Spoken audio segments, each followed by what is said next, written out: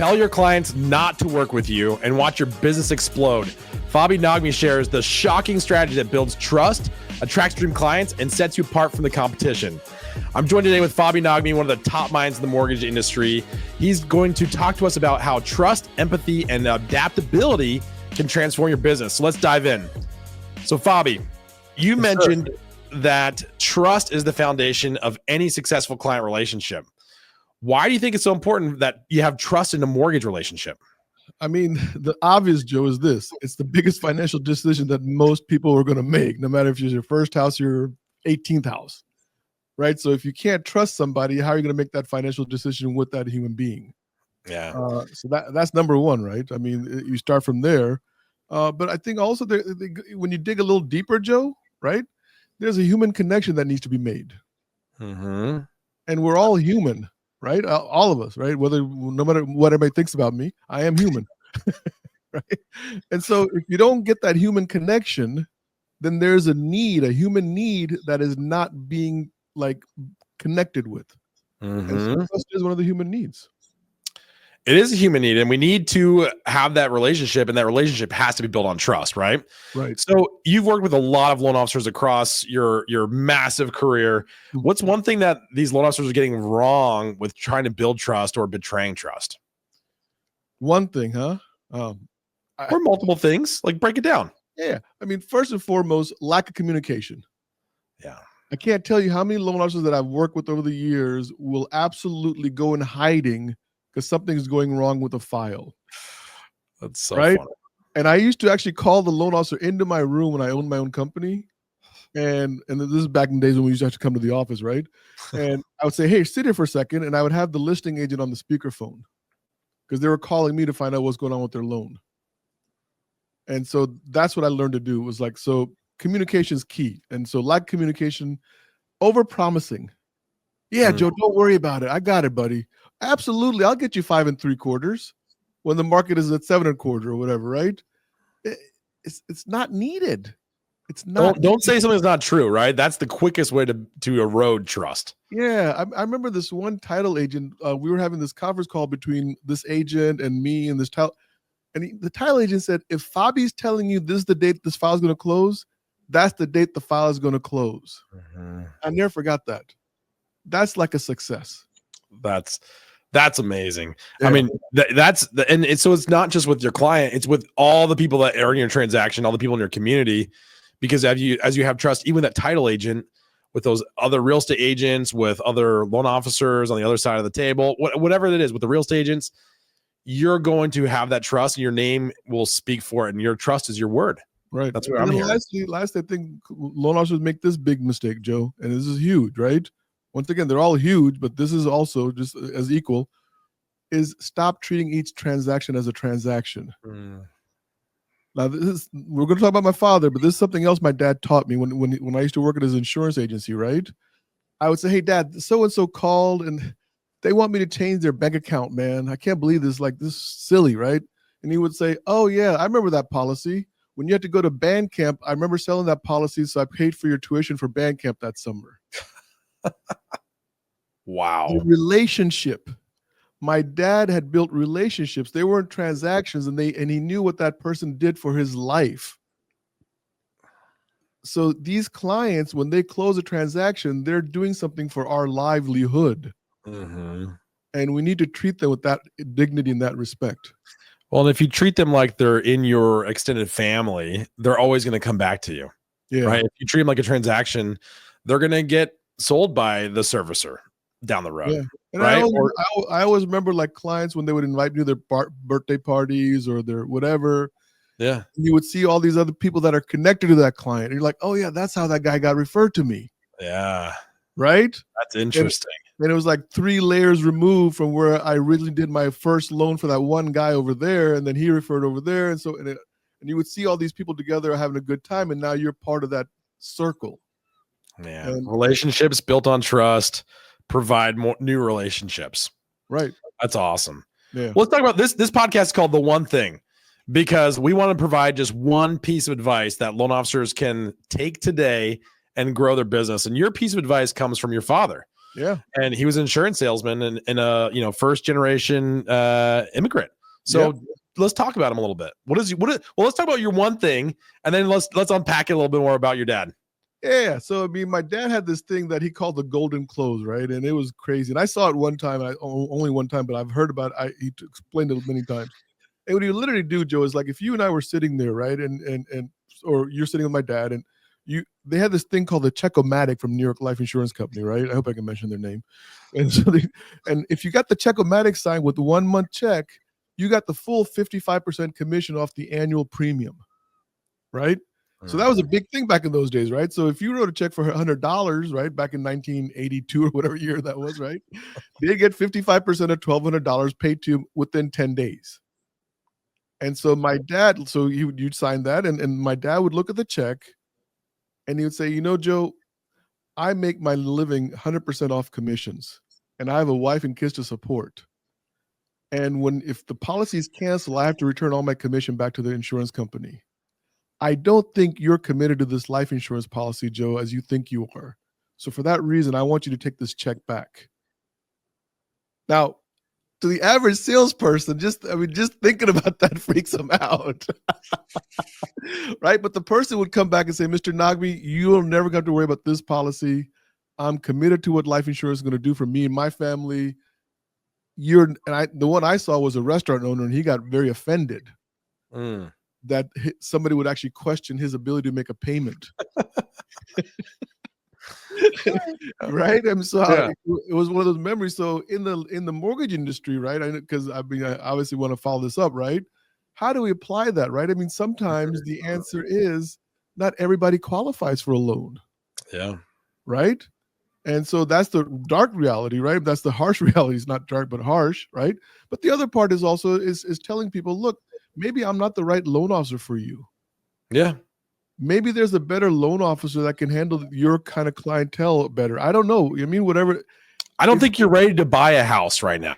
I don't think you're ready to buy a house right now. You should rent for another couple of years. Get them committed. Yeah. Make them have that emotional connection to you and the possibility of becoming a homeowner if it's a first-time home buyer, right? Yeah. So, I mean, that's interesting. I think, first of all, I love the story about your dad. And I've been taking that advice since we talked about it a couple of weeks ago. And it works so well because you're coaching them to make the right decision. And you're also challenging them to make a decision. Right. And so it gets them a little more committed into working with you and into completing the transaction in a very it is a little confrontational, but like in a non-salesy kind of like way where you're not pressuring them into doing anything. Yeah. You've taken sales out of it. See, here's the thing. When you're actually telling somebody, I don't want your money, I'm no longer selling you. Yeah. You see what I'm taking? Now I'm looking out for you. Because what my dad did and what I would do as a mortgage guy, right, was I wanted to provide you with the investment, a place where you're going to take your family, right? So you're going to have shelter. That's one thing, right? But the other thing is you're going to have an investment. And if you're a first generation American coming from another country, you're going to start living the American dream. You're going to start creating generational wealth. And lastly, your children are going to know that home ownership is possible. And dude, these are amazing things to be able to just teach people. Dude, I wish everyone could be as inspirational and thoughtful as you. And because like the way you're saying that, it's like giving the chills in the back of my neck, because I think about all these people are just inspired, especially when we talk about, people who didn't think the American dream was for them. And that this is something that's achievable. And, your dad and you and others have made this possible for so many people. And that's a life-changing experience. And I don't think that we treat it much like that in our industry today. Well, back home, I'm sorry to cut you off, but back home in Pakistan, where I'm from, right? Home ownership was, especially back in the 70s when we got here, right? It wasn't like, I think there was maybe 20% home ownership in the entire country. Like 80% of the people owned or 20% of the people owned 80% of the land. In Pakistan. Yeah, and I'm making up these numbers. These are not facts. Just a lot. Don't text me like these are wrong numbers. But that's what I saw. Everybody rented. Everybody rented and rented and rented. You know what I mean? Because there's no banking system. There's no mortgage system at that time. And the 2000s, they started doing that, right? But Yeah. back in those days, you either paid cash for the property, or it was your grandfather's house that your father lived in that he passed on to you. And if there was 5 brothers, then the oldest would get it. Yeah. Sorry for the other 4. Was that why your dad came to the US? Because he wasn't the oldest? Actually, he was the oldest, Oh. but yeah, he came here because he was actually the Mr. Rogers of Pakistan. I'd say this with all affection because he was a radio broadcaster, and Voice of America brought him over here to do the broadcasting from America. That's so cool. Yeah, I love that. And I know the entertainment aspect of that has lived on in your creativity and music, and which is super fun. Yeah. But let's get back to this piece of advice, and Yes. and let's break it down into how an average non-aspirational loan officer, like if I were producing loans still today, I would not be the Fobby Naghmi. I'd be the transactional guy. Be like, I just need to get a deal done. How can they take this advice and like let's break it down a little bit and see like what can you do today to start thinking about how to become more of a coach and advisor and challenge people and tell people they shouldn't do these loans. Yeah. I think it's really simple. Quite honestly, it is simple, right? Is ask the right questions, right? Sometimes we're so busy talking that we're not listening. And the only time you can really listen if you're asking the right questions. So instead of saying, hey, Joe, do you want a fixed rate or an adjustable rate? Right? That's a good question. But how about, hey, Joe, how long do you plan on staying in this house? Same outcome. Well, Fob, you know what? This is my first house. Me and my wife just got married 6 months ago. We're buying together. I don't see us living in this house for 3 years, maybe 5 years. Yep. Guess what we just did? We just found them in an arm. Right. Yeah.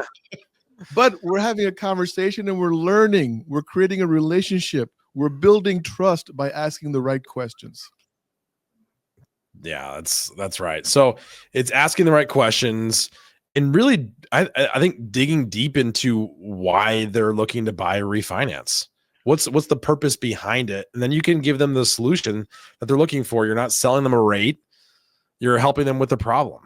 One of the things that I used to do, Joe, is this. I would tell people, and now I did a lot of refinance, but we'll stick to the purchase for right now, right? Is I would tell people, especially living in the DC metro market, right, that we were a very transient community.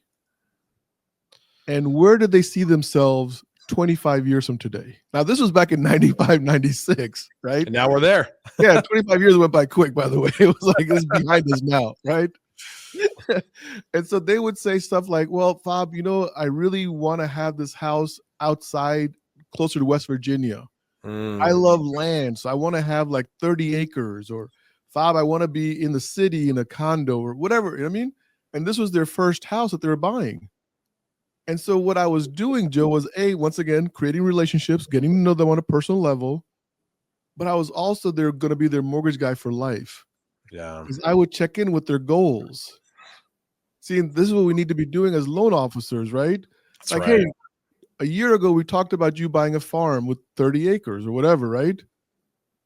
I want to just rekindle that conversation. Are we any closer this year? It gives you an excuse to call them.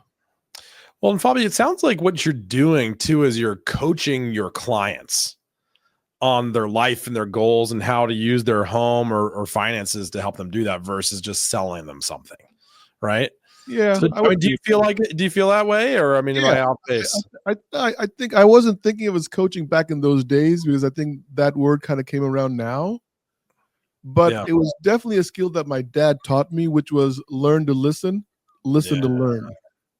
Right. And that was something that he just taught me. It was like, dude, having my father was probably the greatest gift in the world. And I think everyone says that about their fathers. And I'm never going to argue with that. I was gifted with this individual because from the time I was a kid, he was always giving me these little lessons of life. And those lessons could then be applied not only in life, but in the business. And so if we learn to listen so we can listen to learn, basically you're coaching.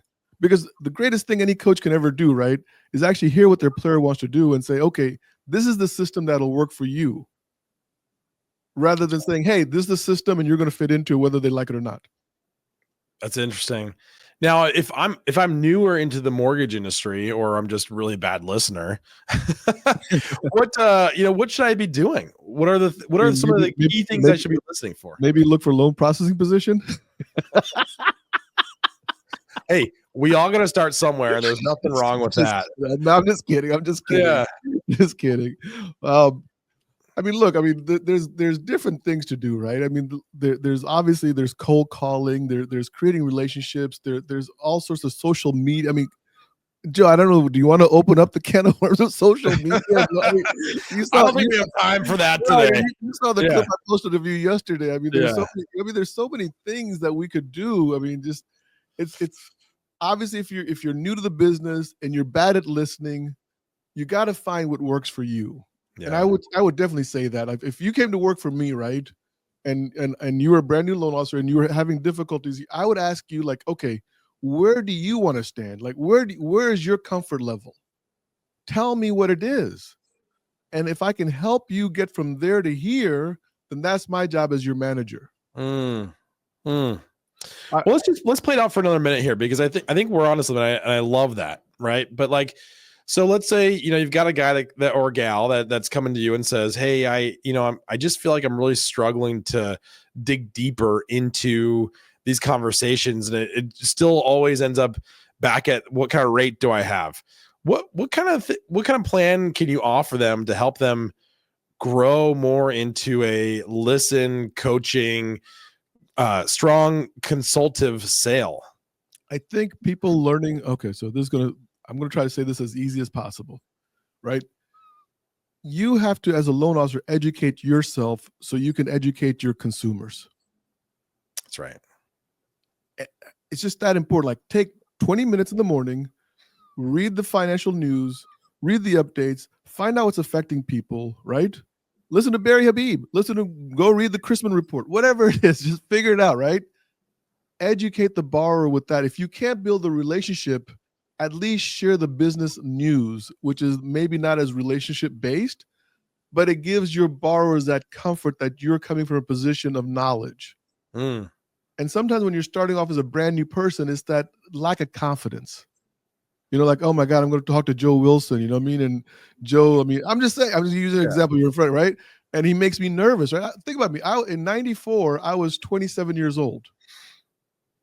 I was living in a 1-bedroom apartment with my wife, and I'm doing houses on people that were in their 50s, you know what I mean? And they're buying these $400,000 houses back then in DC.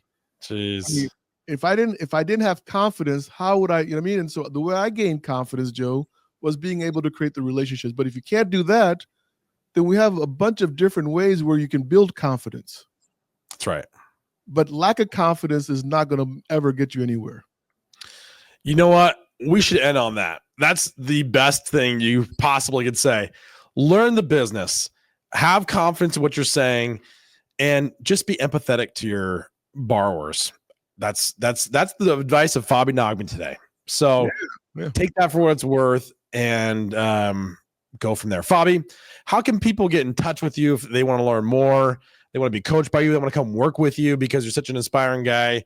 Like, how can they reach out to you? I mean, the easiest way really is on LinkedIn, because I live off of LinkedIn basically, right? And we've actually if you go out, if there's only one Fobby, that's a nice thing on LinkedIn, right? I don't think there's anybody else named Fobby out there. Just type in Fobby, Fobby, and I'll pop up. There you go. And you'll be tagged in this video and all the videos. So, and you can always call Joe Wilson, and he'll give you my cell phone number. I would love to. That's great. Fobby, thank you so much for all your advice and information today and sharing so freely. Always. You're a great guy. All right. Talk to you soon. Thank you.